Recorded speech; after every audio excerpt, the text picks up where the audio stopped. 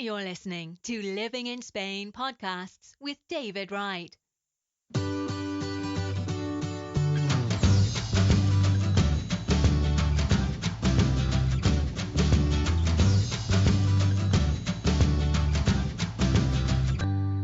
Hi, my name's David Wright and welcome to another one of my podcast show. Today I'm interviewing Craig Skinner, who's one of my moderators on my Facebook group here, and he's from the UK and he's recently moved out to Spain and he's in the Murcia area. So, hi Craig, can you hear me? Hi David, yeah, I can hear you fine, no problem, nice to speak to you. Hi. So Craig, we did a little interview earlier, but it didn't work out as I planned. So hopefully we're better off this time. It is recording, so here we go. So Craig, just briefly, where are you from in the UK, mate? We lived in Kent, sort of a 35,000 population town called Sittingbourne, about 40 miles from London, so it was quite handy for commuting, etc. Wife was a teacher out there and I worked for Homebase. Brilliant. And you're in the Murcia area, is that right, Craig? Whereabouts in Murcia are you? Yeah, we're in a small village called Cethina, about 10 miles from the Mar Menor, so Los Alcázares, San Javier, Los Neos, that sort of area. Brilliant. And Craig, you're retired, is that right? And your wife is working? Yeah, that's right. I retired. I've done a little bit of work out here for friends, but nothing major. I actually work at a charity shop on a Wednesday. I do a bit of driving for them, collecting and delivering furniture for them. And my wife is a teacher at the El Limonite International School in Villamartin. Perfect. And we talked about tapas before, but I believe that you get some tapas there in your way. And we did speak about the pulpo. Was it your family like pulpo and not you, or have you tried it yourself? If it's cooked well, I do like pulpo.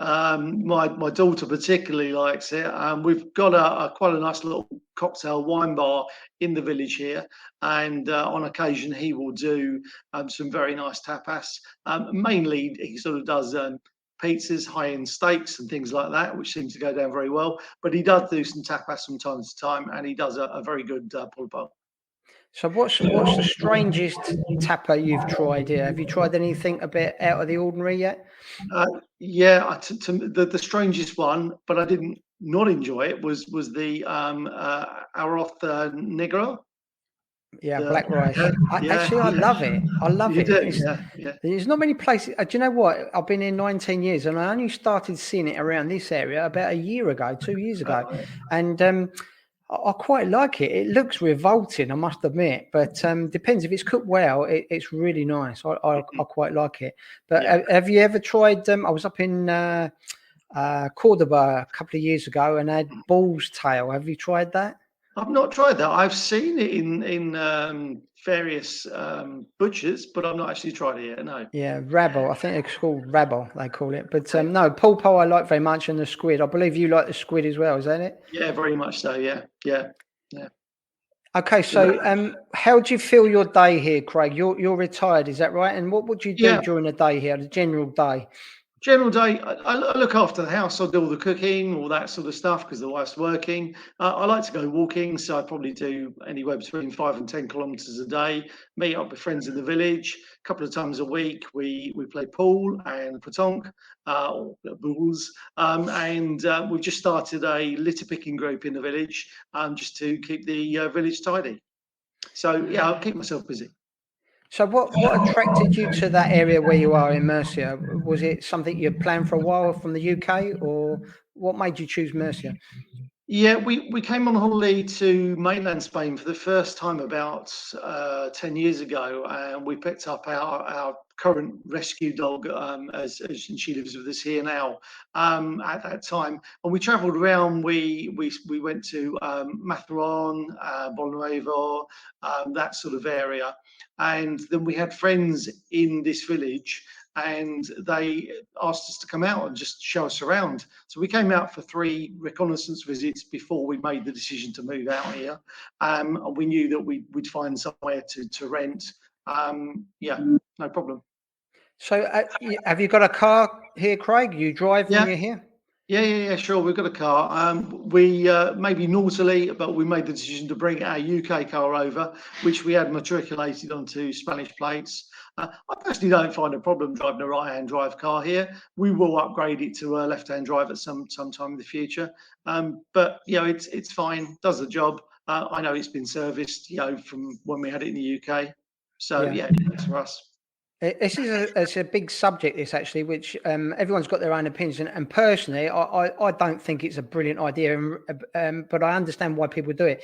And when I first moved here, I was using a guy that I worked for. He was British, and he let me use his car. And it was okay, but there's a couple of things that I wasn't happy with. I don't know if you found this, but obviously when you're overtaking on a road, and it's like a lorry in front, it's a bit awkward to see past when you're overtaking. And also when you're going to garages or car parks, you're on the wrong side to get the ticket out the barrier. That's quite inconvenient. And for that me, can be difficult. Yeah. And for me, when I first came here, I got stopped quite a lot by the police because they do look for their cars and they see that it's an English car, you're sitting on the other side, that sort of thing. They want to check the paperwork. And I was in Roquetas at the time in Almeria, and I was stopped almost every week by police. And have you got the papers? And it was just a bit inconvenient. But did you have much trouble getting it all tied over, the lights changed and things like that, or was it fairly smooth for you? And what about costs? It was pretty smooth. I'd already contacted the company which is about 10 kilometres away, and got a quote before we came out. Booked it in with them shortly after we came out. Arranged the insurance through them. Got quite a good deal on that actually. And in terms of cost, including headlight adjustment, because they didn't need new headlights, it was about €900. Pretty good, to be honest. I know that if you've got obviously a newer car or more expensive car, it could cost you more now. But at the time, that worked for us. Second-hand cars or even new cars are quite expensive here. So you've got to weigh up the pros and cons at the time. But at some point, we'll bite the bullet. Yeah, I've heard stories of people bringing a new car over and they have to pay the import duty tax and things like that, and that can be quite a lot of money. It's a few thousand, but it depends on how much you like the car. But as you say, if it's a bit older car, you pay less, and it could be worth bringing over and changing. If it's €900 like you paid, then you've got a car that you like, and you're used to. So it's a pretty good deal. The other thing is I want to say here as well is that, people say it's always hard to get a car here and they hold their value. Second-hand cars do hold their value here. That's true. But, when I first came here, I found it difficult because my Spanish wasn't very good to buy a car. But I now go to where the Spanish go, in the markets of Spanish buy their cars from, and I find that prices aren't as expensive as people are saying. Obviously, you've got to be careful buying a second-hand car in any country, but like even the banks now are doing deals on cars, and not many people know this. When I bought my house here, my plot of land, the bank offer now, it's called leasing, but it's not really leasing, or renting they call it, where you get a car for 4 years, you pay a fixed price, and it starts from 130, 120, 130 euros a month. And that's it. And every 4 years, that's including all your service charge, maintenance, your insurance, they pay your road tax, absolutely everything. And then at the end of 4 years, you give it back and start a new contract and have a new car. So next year, when we finish sorting the house out here, that's something we're going to look into doing. I call it renting here, but it's leasing, I suppose, in a way. But every 4 years, you get a new car. It's just that a friend of mine bought a new car here, a Spanish friend of mine, and he paid $32,000 for this new car. I mean, the day you drive it off the forecourt, you've lost a lot of the book price there and then. So renting, I think, peace of mind, a lot of people need to look into it. Ask your bank. A lot of banks are doing it now. That's another option. Also, with the garages here, what I did when I first came here, when I wanted to buy a Spanish car, is go to a main dealer and ask if they got any X-demonstration cars. All the garages here, they have the X-demonstration cars, which is practically brand new. They've got a few thousand kilometres on the clock, and there's big discounts on the cars. They still come with all the guarantees, but there's big discounts. So, people should look out for that, the X-demo cars in the banks. So, So, Craig, you travelled around a little bit in Spain, and I understand. Yeah, where have you been? What would you recommend people going to see? Valencia was a lovely city. I actually picked the place to stay there. We stayed on a small sailing yacht in the harbour there. which was a bit of a surprise for the wife, but she actually quite enjoyed it. It was cramped, but it was fun. It was like, the Rocky Motion was quite nice, and there was concerts and that. Lovely walk into the city, so we really enjoyed Valencia. Going the other way, we've been down to Nerja, Malaga, and various towns along the way from there as well. And then inland to Murcia and to Cartagena. We love Cartagena itself, which is only about half an hour's drive away. So, yeah. Yeah. Have you been up to Seville? Not yet, no. We've got Seville, Granada, various other cities that are on the list to do. So we probably would have been further had COVID not hit and kind of locked us all away. Sure. But that was the plan, to go away every couple of months. I recommend Seville and also Cordoba. Well worth a trip. Beautiful places, both of them, but beautiful cities, and lots to see and do there. Cool. And if you're passing Granada, if you're going to Granada, you're going to be passing me up on the motorway way past Almeria Airport. So pop in and have a coffee with us. We'll do. We'll arrange that. Yeah. So Craig, what would you recommend people thinking about moving to Spain? Would you say hang on a minute, or would you say go for it? Do you wish you'd done it earlier? What's your views on that? We really wish, now we're here, we realise we should have done it earlier. Okay, I'm 57, the wife's 51. It would have been lovely to do it earlier. We've got children of the sort of age that it worked for us, but I don't think there's any good or bad time to do something like this. It's got to suit your circumstances. But I certainly think that if you want to do something, you plan your way to do it, and you get here somehow. The rules have changed, but it doesn't stop people getting to Spain. There's people moving here all the time. Sure. Is there anything you don't like about Spain that you're not sure about here that, has put you off a little bit? Is there any downside to it? What would you say? I don't think there's any downside. Obviously, my lack of Spanish is what holds me back in terms of administration. But we've got some lovely people here in the village who help you out with various things that you need to do. I've got a friend whose son, obviously, he was born in the UK, but he's been at school here since he was 5, so he's fluent. So he'll come along to appointments, and I'll bung him a few euros for translation, etc., just to help me along. My daughter has been out since December 19. She's been learning Spanish for about the last year, and she's got pretty fluent with it. And best move she ever made. Yeah, I agree. And especially with the weather as it is at the moment. We've got 20 degrees here today in Almeria. Beautiful weather. Pretty nice where you are, I should think. Yeah, absolutely. Yeah, I was on the beach last week. I didn't dip my toe in the water, but there were some brave people swimming. But we've got a pool here now at our house, which is pretty chilly, but it doesn't stop me having to swim from time to time. And I've promised everybody I'll be in there Christmas Day. It's not heated, so it could be a bit of a chilly one, but I think it's got to be done. Well, I've stopped using my pool at the end of September, October. And it's funny, one of our members here that came up to see me last week, he passed in to see the house builders going, and he came here and he's staying in Malaga, and he said to me, why don't you use the pool? And I said, because it's winter. And it was a beautiful sunny day. And he said, no. He said, I was in the communal pool in the hotel yesterday. I said, you're joking. It's freezing. He said, no, because he's from Ireland.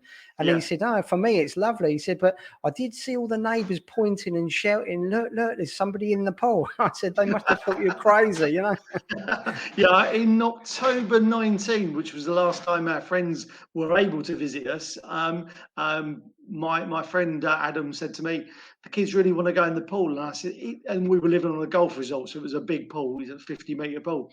I said, it's going to be really cold. No, they won't mind, but I'm not going to go in, he said. So can you go in with them? And I was like, okay, yeah, I'll go in with them. And I was kind of a tinge of blue when I came out, but it was, they enjoyed themselves. So it was all okay. Yeah, I think the longer you've been here, for me now, well, technically in September, the first week in September, the communal pools and stuff shut down and kids go back to school. So that's officially classed as the winter here, the season's over. So, but we were in the pool here until the end of October, but my Spanish wife sort of quits at the end of August. It's too cold now, but it's what you get used to, isn't it? Yeah, well, friends have just moved into a new house in the village here, and they've got a pool heater. So, yeah, it makes quite a difference to their pool. He said. So he was in last week. Yeah. Okay. Well, great. It's been nice to speak to you, Craig. Thanks very much. And you're a monitor on the Facebook group of ours, and we've just gone private, as most of the members know now. So not something I wanted to do because it's cut down on the amount of people we can reach, but. You know, Facebook changed the rules and they started letting all visitors in, and anybody could come and post and comment what they like without being a member. And I don't think that's right. You know, No. we're trying to keep the group, and as you've seen, monitoring the group is difficult to keep all these people and their stupid, idiotic posts away. And so we've got a quite tight-knit group here. So I'm sure you've learned some things from the group and some of the members in the group. Is that right? Oh, absolutely. I joined the group before we moved out. Very kindly let us in, and along with a lot of other groups. And it was they're all you know, the information you can get from them is invaluable. Yours particularly, and I'm not just saying that because we're the most sensible and logical way to go. And you're always there with advice when we needed it. So yeah, it's been a great help.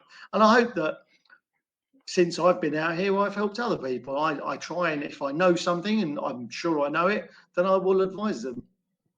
Well, the thing is, I like about new members is because, and like yourself, you've gone through it. I mean, I went through it 19 years ago and things were a lot different there. And people say it was easy. It wasn't easier. It was just different.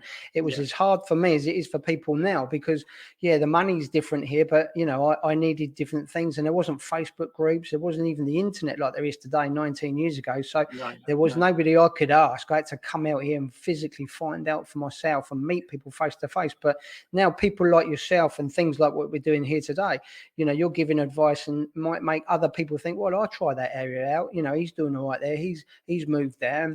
And this is the whole point of the reason why I set up the group, for people that can see other people like us doing it and they follow that. This is how I think people learn. If you want what somebody else has got, you have to do what somebody else does. So, you know, putting it on the groups like this and social media, and you can learn from people because, you know, older people, like, I mean, I'll speak for myself, I'm 59 now, but there's some people that are younger and they want to come here and work and stuff like that, as I did when I first came here.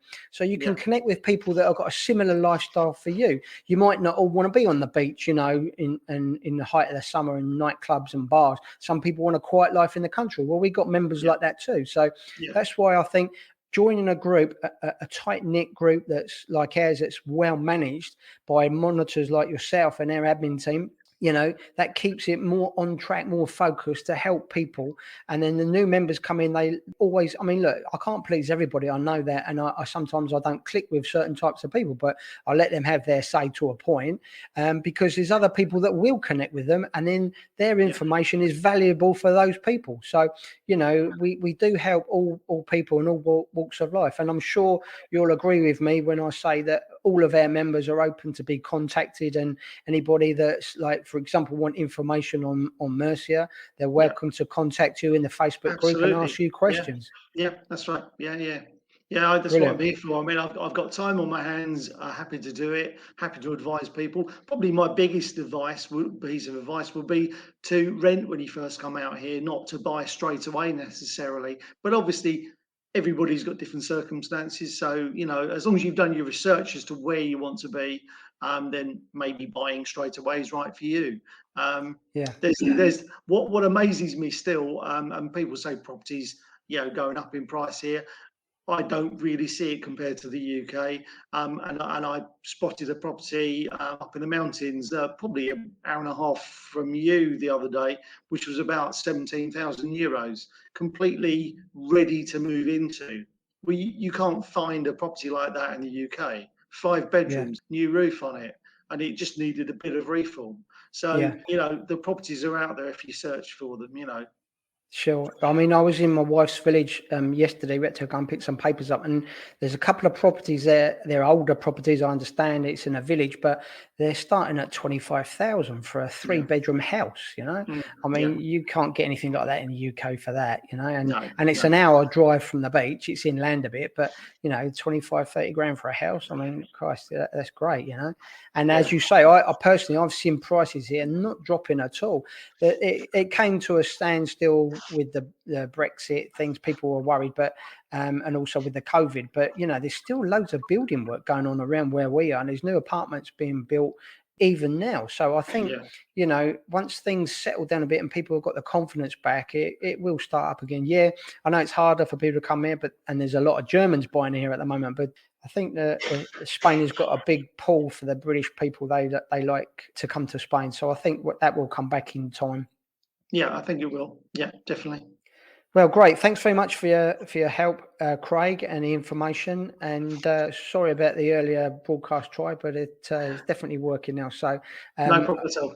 Thanks very much indeed for your help, and speak to you soon. Thanks, Craig. Pleasure talking to you. All the best now. Cheers. Bye-bye. Cheers. If you have enjoyed this podcast by David Wright, then you will love his new books. Out now on Amazon and Kindle, packed with money-saving tips and information on living and working in Spain. Just go to livinginspainbooks.com. David also has a popular blog for expats in Spain. Come and take a look now at britishexpatsinspain.com.